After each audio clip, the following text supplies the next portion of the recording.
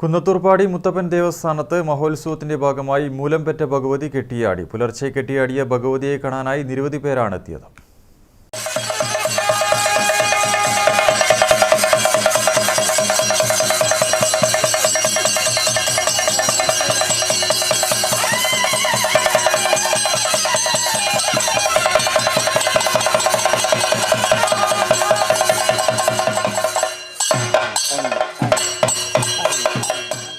തിരുവപ്പനയുടെ കൽപ്പന അനുസരിച്ചാണ് കുന്നത്തൂർപ്പാടി മൂലംപെറ്റ ഭഗവതി കെട്ടിയാടുന്നത്.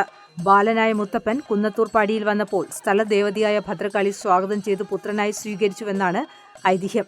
ദാരികവധത്തിന് ശ്രീ പരമേശ്വരന്റെ ഫാലാലോചനത്തിൽ നിന്നും പിറന്ന ഭഗവതി അസുര നിഗ്രഹത്തിനു ശേഷം പാടിയിൽ കുടികൊള്ളുകയായിരുന്നുവെന്നും വിശ്വാസമുണ്ട്.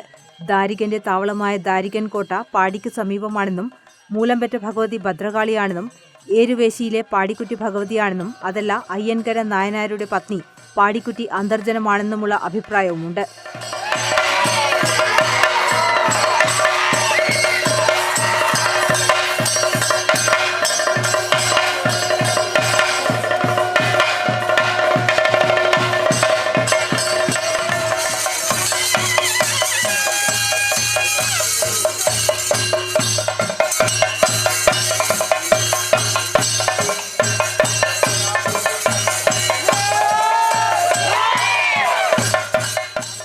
ഭഗവതിയെ കെട്ടിയാടുന്നത് വണ്ണാനാണെങ്കിലും തോറ്റം പാടുന്നത് അഞ്ഞൂറ്റാനാണ്.